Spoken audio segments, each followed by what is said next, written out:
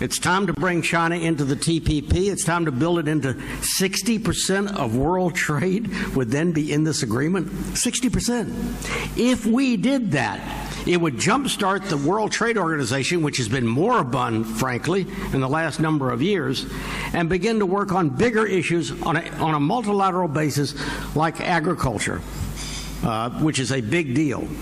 Now, we can do that if China and the U.S. can sit down together and decide all of this is in our interest, which it is. I believe if I sat down with Minister Zhang, we could agree on almost all of that, if not all of it, since he stole my speech. But that takes will, political will. You can't have the kind of rhetoric both sides come up with sometimes and trying to make political points at home and reach these agreements together, because what it does is fan the flames of distrust.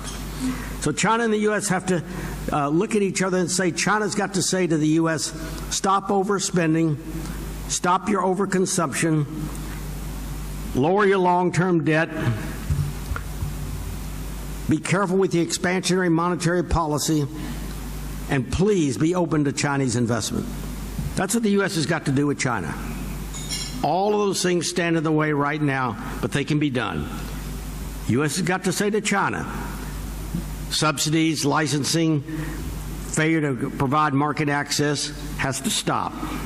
State-owned corporations have to compete on a fair basis.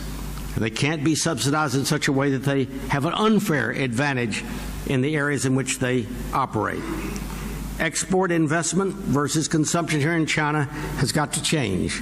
Exports and plus investment is the way China has grown, but now it's time for China to build a consumption economy. These are the things both sides need to work on. And they need to make an agreement that they're going to work on them at the simultaneously in order to begin to get rid of these things that stand in the way of a U.S.-China strong relationship.